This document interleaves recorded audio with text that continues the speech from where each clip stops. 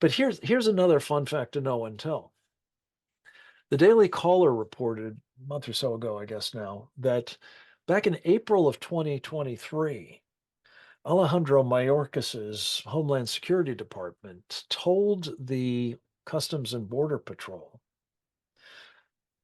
talking about streamlining, to facilitate the movement of Chinese nationals, including these young, seemingly army personnel, into our country by reducing the number of questions that they had been subjected to from 40, which took about 4 hours to go through, to just 5. Oh my And the point is, all goodness. 5 of them are, memorizable, in terms of the answers and easy to get through. So the point is, we are not only threatened by the Chinese Communist Party, and I believe the greatest threat in human history to freedom that it represents, but we're threatened by the help they're getting from their friends inside this country. And I put the Biden team, whoever's doing business as Joe Biden at the moment, at the top of that list.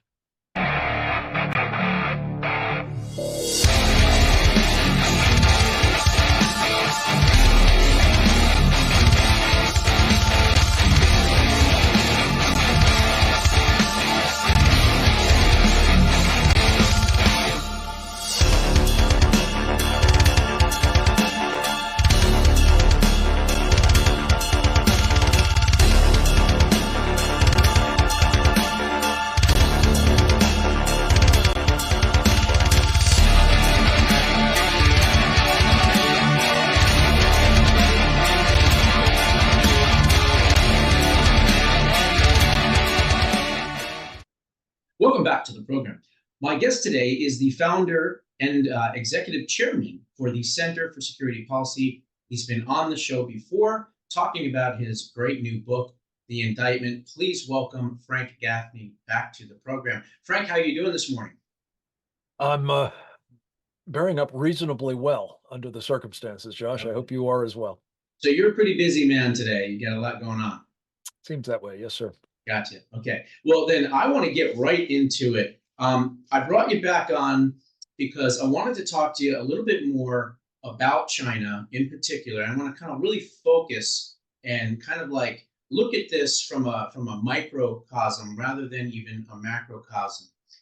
Now, here are some hard facts right now about China. China's unemployment rate is about 43 million people. You have 9 million Chinese homeowners right now currently in default on their mortgages. Their population is declining at the highest rate in China's history, with only 7 million births in 2023.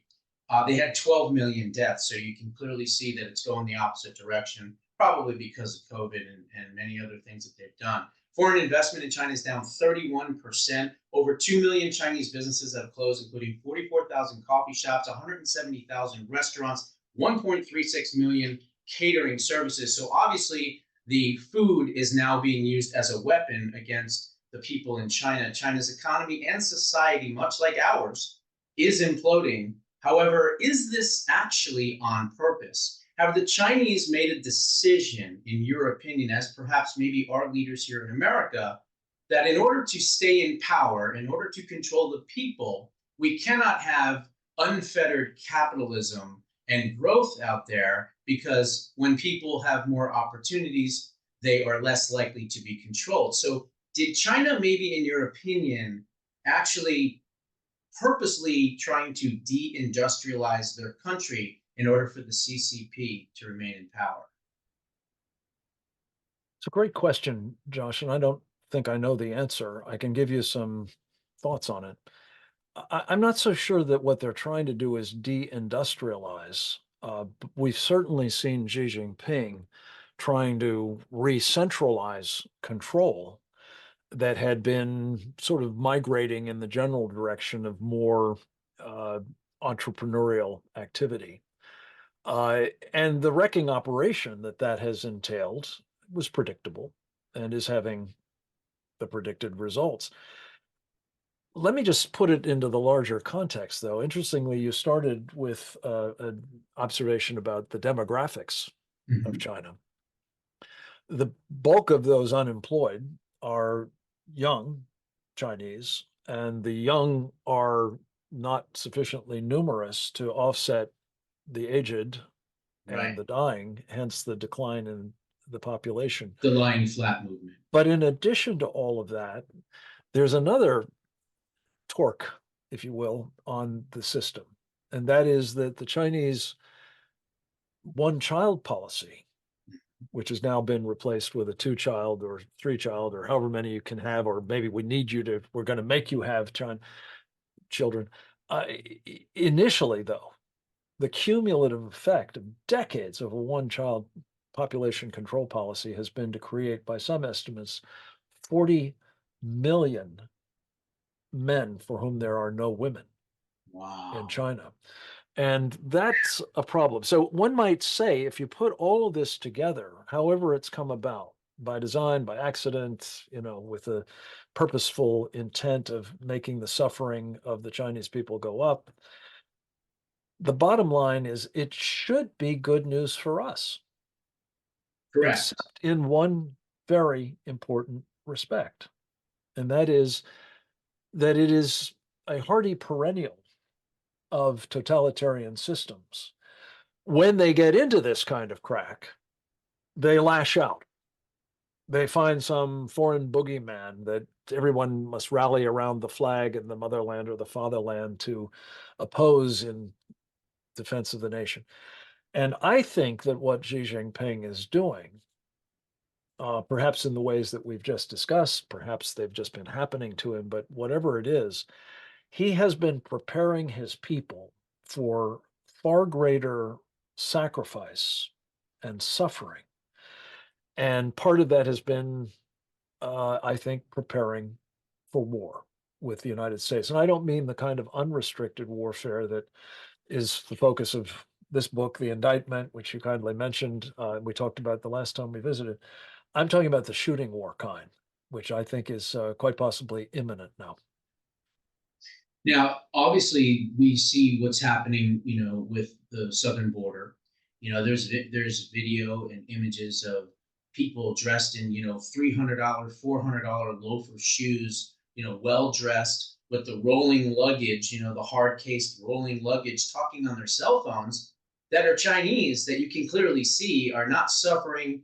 They're not poor. They're not disheveled. They're not anything. They are wealthy people. And it seems as though there's a huge influx of these people sneaking into the country. So again, it's probably their best and brightest scientists. It's probably their, nuclear, experts and all these different people. And we're just imploding. We're just allowing it in. And it almost seems to me is that if you look at what China has done recently, to curb, climate control, climate change and all this crazy stuff that they're starting to believe in, but yet on the other side of it, you look at the Olympics, they're pumping in, oxygen and everything else. And we're doing the same thing. We're pushing this green communism, basically, trying to do the deindustrialization. So it seems as though that we, in America, the illegal regime wants to stay in power, and Xi Jinping in China, they want to stay in power.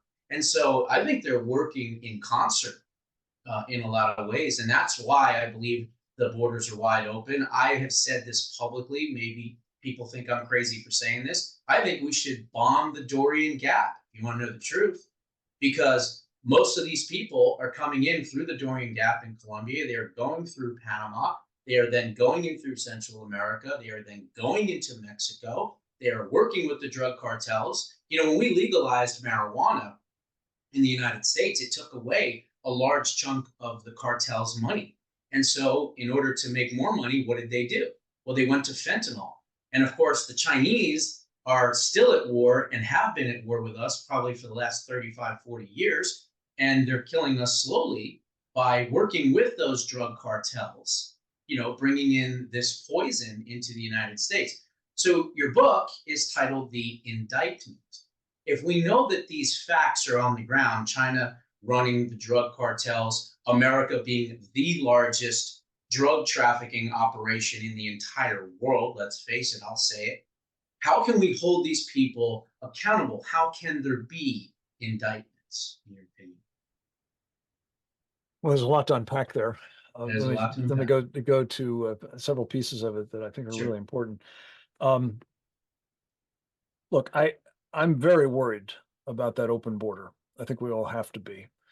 Uh, Unfortunately, I'm not so much worried about rich Chinese coming across.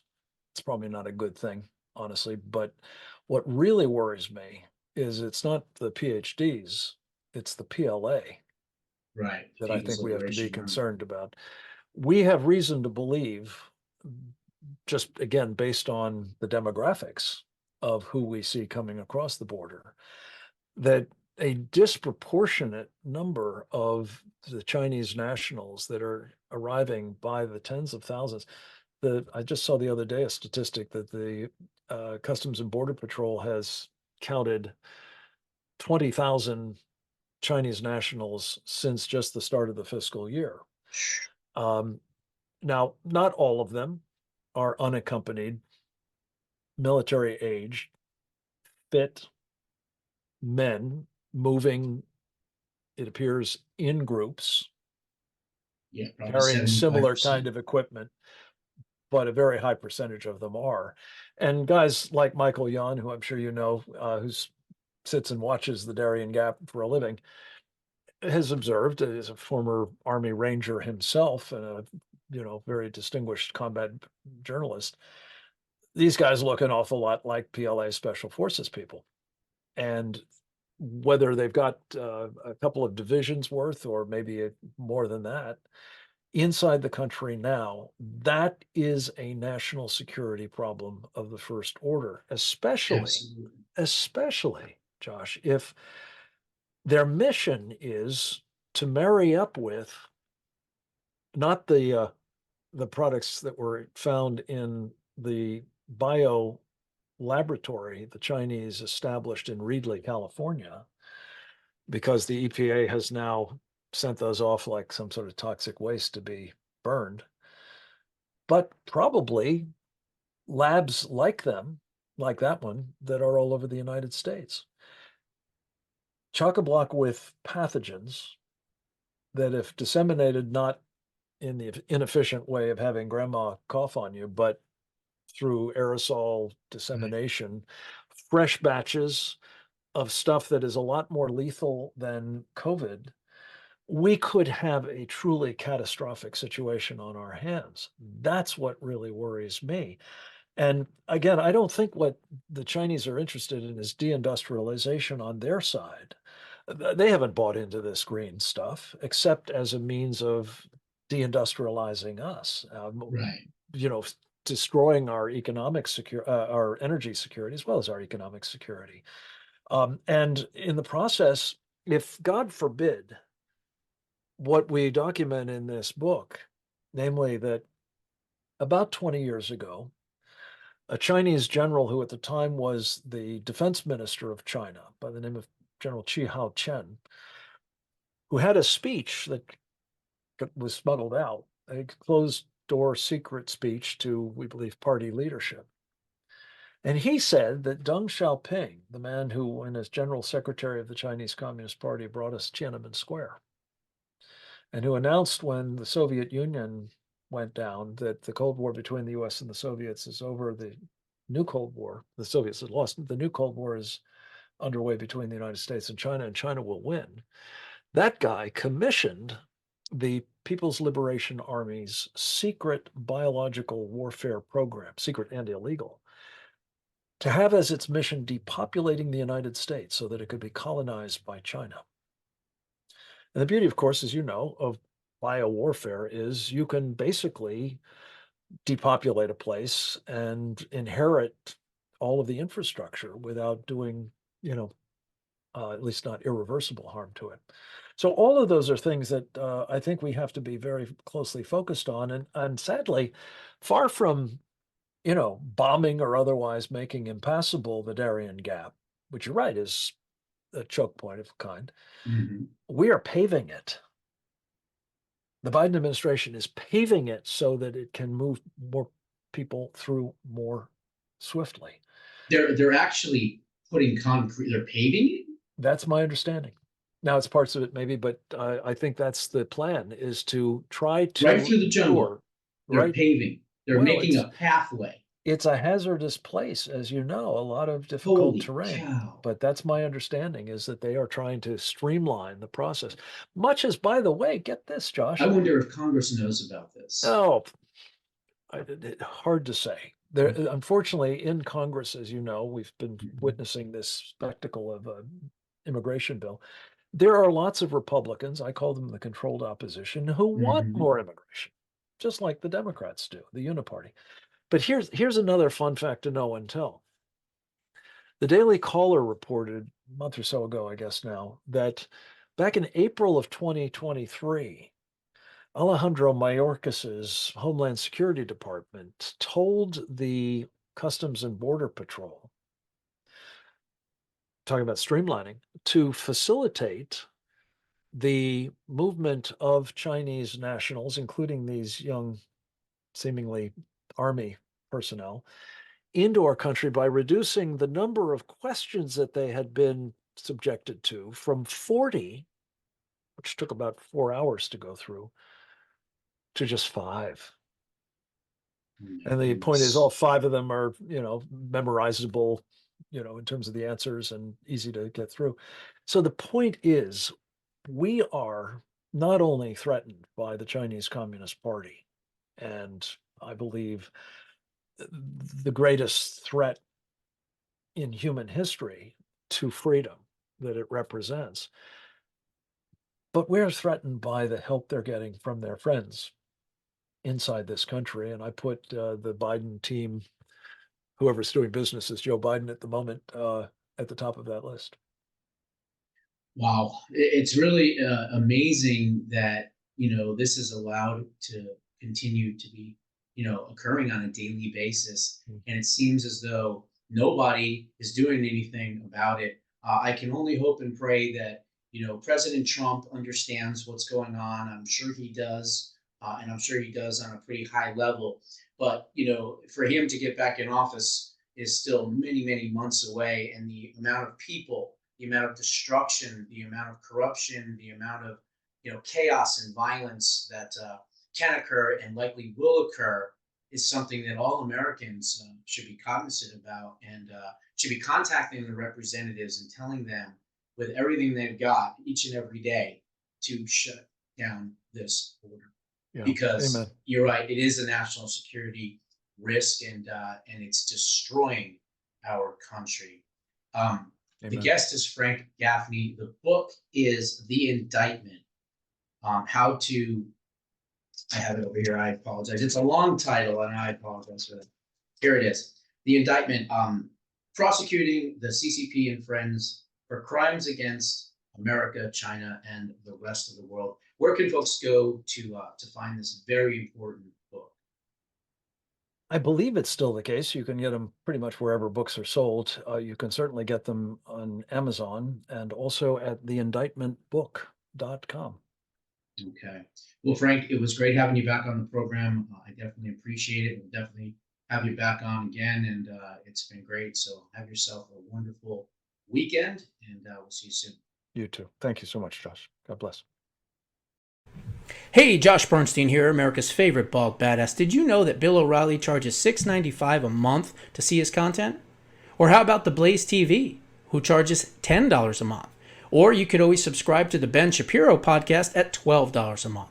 But if you are looking for the best value and the most hardest hitting news, you've come to the right spot. Because here at JoshBernsteinUncensored.com, we drop the most jaw-dropping stories 7 days a week, starting at only $3 a month. So please head on over to the new releases tab, become an exclusive member of the Badass Nation, and join the fight to save this country with one of America's most hated, feared, and censored conservative voices.